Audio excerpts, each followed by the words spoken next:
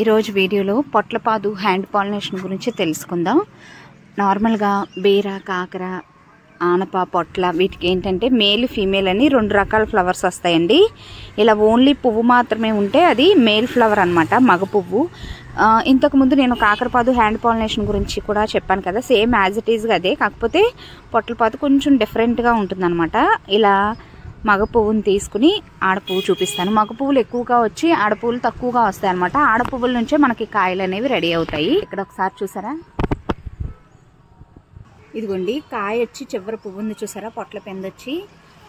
ఇవి పొడుగు పొట్లకాయలు అనమాట. ఇప్పుడు మేల్ ఫ్లవర్ని తీసుకుని వీటి పుప్పొడి లోపలికి ఉంటుంది, కొంచెం ఈ రెక్కలన్నీ కూడా నీట్గా నిదానంగా తీయాలన్నమాట.